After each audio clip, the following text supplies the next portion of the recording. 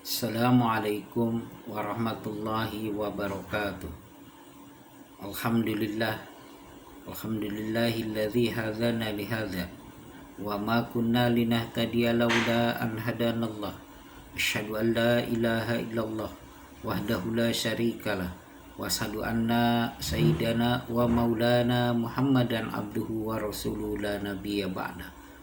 Allahumma salli wa sallim ala sayyidina Muhammadin wa ala alihi wa sahbihi azmain, amma ba'du. Wa qala Allah ta'ala fil Qur'anil Karim, a'udzu billahi minasyaitonir rajim. Bismillahirrahmanirrahim.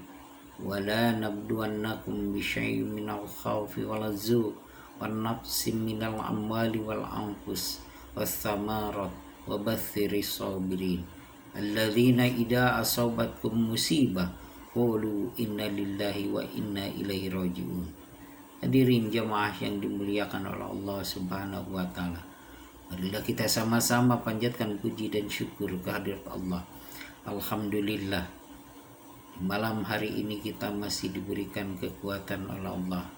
Di antaranya kekuatan iman dan Islam sehingga kita dapat melaksanakan kewajiban daripada Allah Subhanahu wa taala. Mudah-mudahan segala aktivitas kita dari mulai siang sampai malam hari ini dijadikan sebagai amal ibadah yang akan menolong kita di yaumil jaza. Amin ya Allah ya rabbal alamin. Salawat beserta salam tak lupa kita sanjungkan kepada Nabi kita Muhammad sallallahu alaihi wasallam.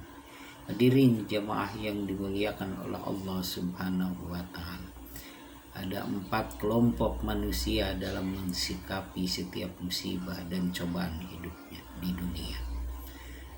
Sebagaimana yang dijelaskan oleh Ibnul Qayyim Al-Jauziyah di dalam kitabnya Udatus Sabirin wa Zikratus Sakirin, bekal orang-orang sabar dan perbendaharaan orang-orang yang bersyukur.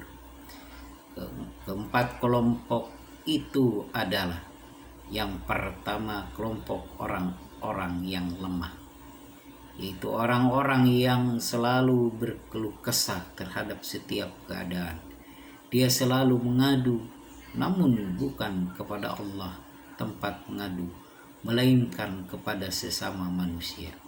Ia selalu meratapi hari-hari, bahkan tidak jarang ia bertindak di luar batas untuk melampiaskan amarah atas takdir buruk yang ia terima. Ia selalu mengeluh kepada semua orang, padahal dengan banyak mengeluh bukannya orang akan simpati, malah akan menjauh. Dan juga dengan banyak mengeluh persoalan bukannya kelar, malah bertambah rumit. Sikap ini adalah sikap orang-orang yang lemah imannya, lemah akalnya, dan lemah agamanya. Kelompok yang kedua adalah kelompok orang yang bersabar. Sabar atas musibah yang telah Allah berikan. Sabar atas musibah dengan cara menahan diri dari melakukan hal-hal yang mengundang amarah Allah. Menahan lisan dari berucap kata yang tidak disukai Allah.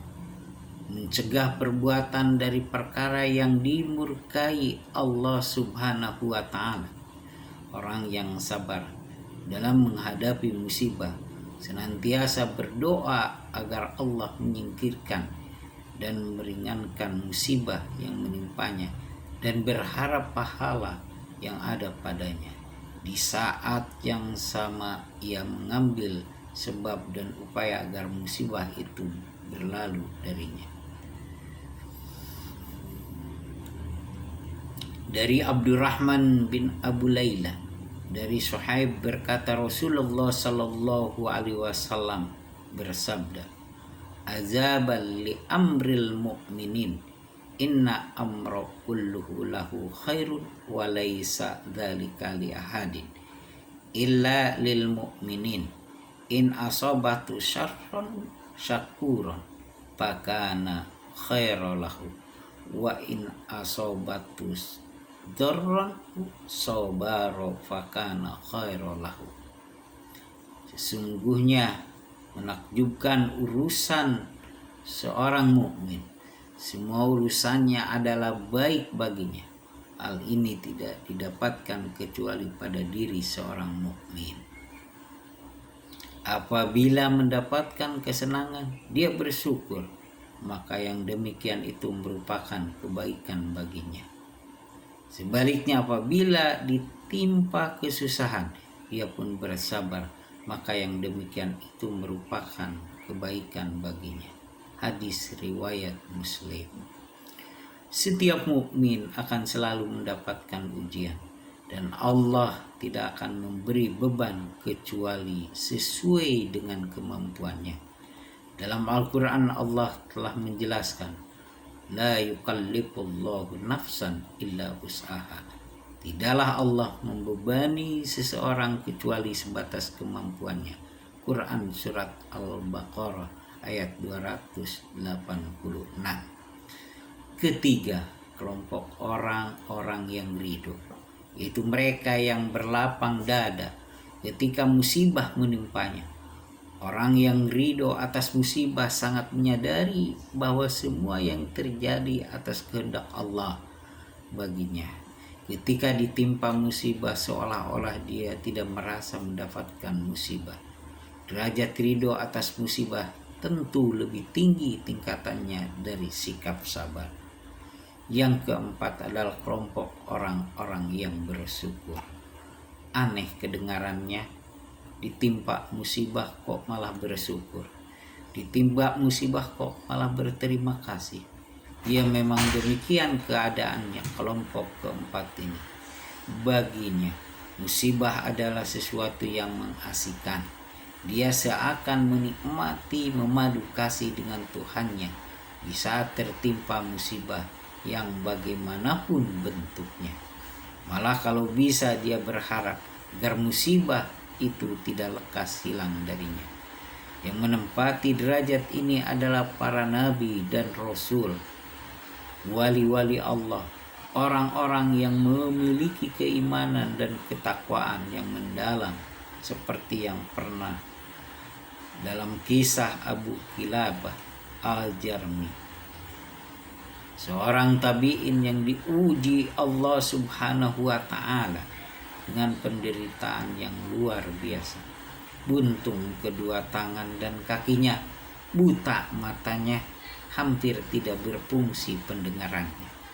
Ditambah lagi kematian anak satu-satunya yang selalu merawatnya.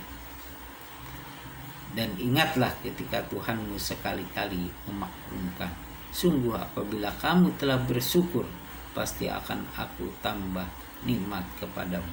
Tapi apabila kamu kufur, azabku amatlah pedih.